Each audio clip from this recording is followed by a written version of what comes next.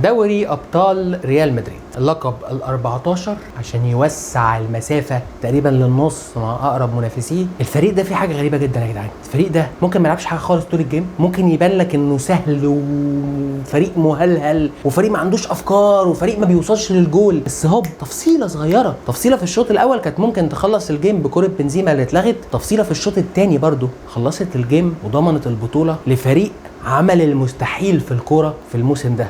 3 ماتشات اقصائيه يقدر يرجع فيهم في النتيجه ويعمل ريمونتادا وفي النهايه يصعد للنهائي ويقابل واحد من وحوش اوروبا واقوى الفرق البدنيه فريق ليفربول، ومع ذلك يحقق اللقب اللي وانت قاعد بتتفرج عندك من جواك قناعه كبيره جدا ان ريال مدريد عمره ما هيخسر اللقب رغم الفرص ورغم الاستحواذ ورغم السيطره والشكل التكتيكي الرائع اللي ظهر عليه ليفربول النهارده، الا انك بتلاعب ريال مدريد كبير القاره. تابعوني انا صاحب الكره وتحليل اهم مباريات الموسم، نهائي دوري ابطال اوروبا ريال مدريد وليفربول.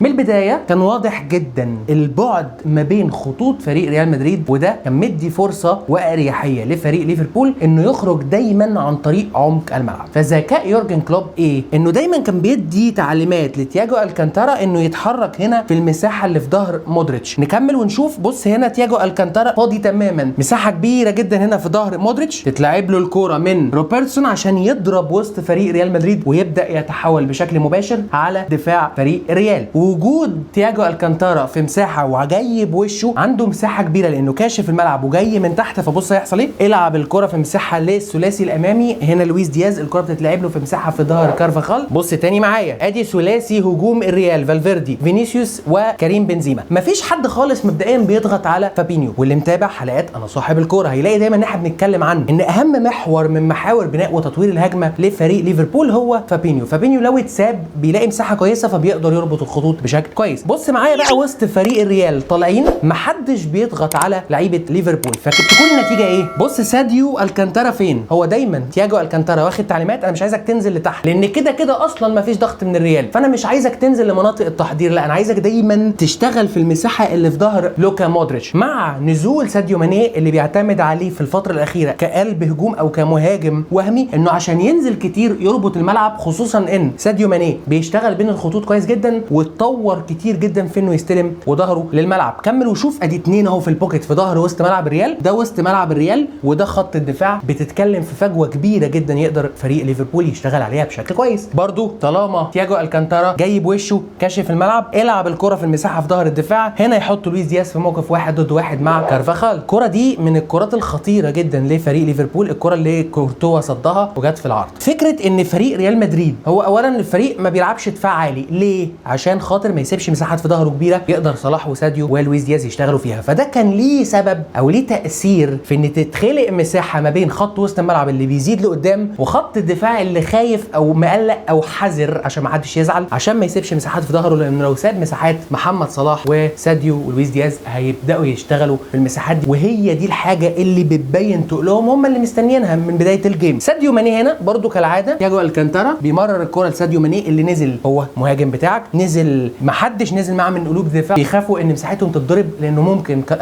لويس دياز ومحمد صلاح يضربوا المساحه دي يخشوا بشكل قطري يطلبوا الكره في عمق الملعب. هنا ما حدش نزل مع ساديو ماني اللي نزل واستلم بين الخطوط في المساحه ما بين خط الوسط وخط الدفاع. دخل ساديو ماني ما حدش بيضغط عليه خالص، ما حدش اولا نزل معاه زي ما بقول لك عشان يمنعه انه يستلم. تاني حاجه ما حدش ضغط عليه، سدد الكره على يمين كورتوا، لمسها خبطت في القايم واتردت، وفي النهايه ضاعت فرصه خطيره جدا على فريق ليفربول.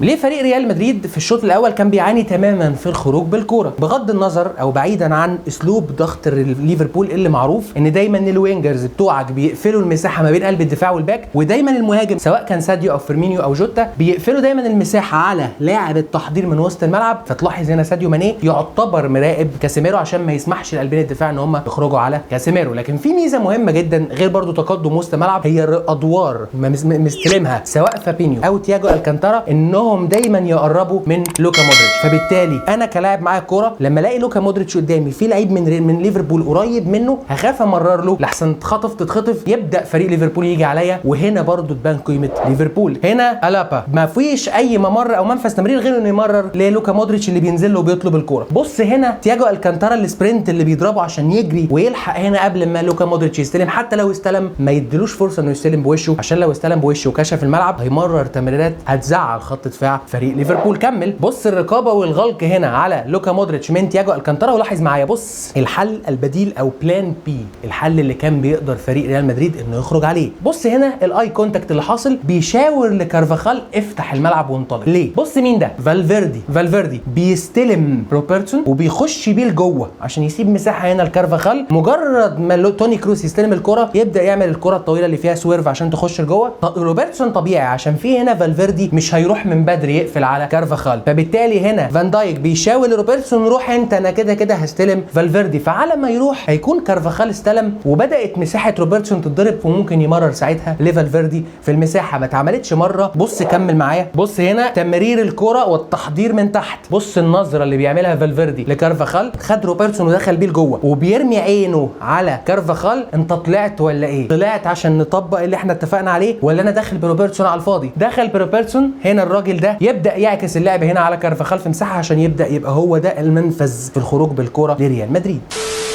بص تاني معايا، بص المساحه هنا، ده ثلاثي الهجوم وده وسط الملعب وده خط الدفاع اللي قرب شويه في الشوط الثاني وحاول انه يلعب هاي لاين بس مع الحرص والحذر. عشان كده لويس دياز استلم في ظهر الدفاع، محمد صلاح استلم كذا مره في ظهر الدفاع. بس مين ده؟ ساديو ماني اللي هو المهاجم بتاعك اللي بينزل بيسيب مكانه كقلب هجوم وينزل لتحت عشان يبقى هو المتنفس بتاعك انك تخرج من المساحه بين الخطوط. ولاحظ برضو مفيش حد من قلبين الدفاع عنده الجرأه او عنده التعليمات انه ينزل يستلم او ينزل يستلم ساديو ماني وينزل معاه عشان ما يسيبش مساحته، فصلاح ولويس دياز يخشوا على طول ويطلبوا الكره في عمق الملعب. بص هنا معايا وبص لويس دياز الناحيه الثانيه، طالما ساديو ماني جايب وشه وكاشف الملعب وفي مساحه كويسه في ظهر خط الريال، خصوصا بعد ما خط دفاع ريال مدريد بدا يطلع قدام شويه كام 5-6 متر، فبص المساحه اللي اتخلقت في ظهر الدفاع يستلم لويس دياز اللي النهارده ما كانش في حالته خالص. بس انا يعني هديله العذر انه اول نهائي يلعبه في تاريخه ومع ريال مدريد.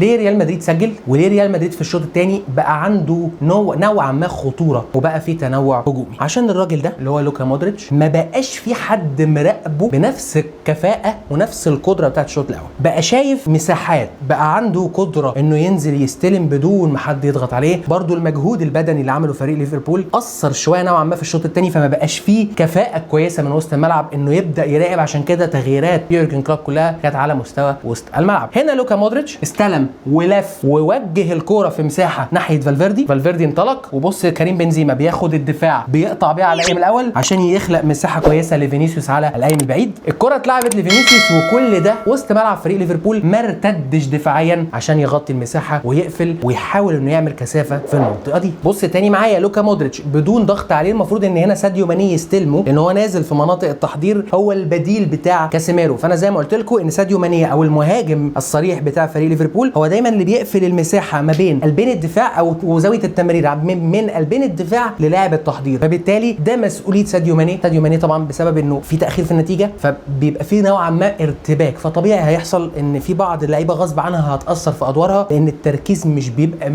في الادوار. هنا لوكا مودريتش مساحه وعنده رؤيه، كاشف الملعب محدش ضاغط عليه، بيهيئ وش رجله الخارجيات عشان يمرر الكره هنا في مساحه لفينيسيوس جونيور. حط هنا تمريره سحريه لفينيسيوس جونيور، حطه في موقف 1 ضد 1 مع كوناتي اللي تفوق النهارده بنسبه كبيره جدا على فينيسيوس في ال1 ضد 1. تاني اهو بص استلم، مفيش رقابه مفيش ضغط. اولا تياجو الكانتارا قل جدا بدنيا، هندرسون قل جدا بدنيا، فكان طبيعي يحصل الانهيار اللي احنا شفناه. لما بدا يورجن كلوب يعدل حط 2 بس على الدايره، فابينيو ونابي كايتا، فبالتالي فضيت نوعا ما مساحه وسط الملعب، فبقى عند لوكا مودريتش مساحه كويسه انه يستلم الكوره. استلم برده الكوره بدون ضغط تماما وعنده مساحه كبيره على الكوره. هنا استعجل فينيسيوس جونيور اللي دايما بيبيع نفسه، مرر له الكوره في مساحه لو كان فينيسيوس جونيور ظبط الكوره دي جول الدقيقه 86 تنهي القصه كلها تماما.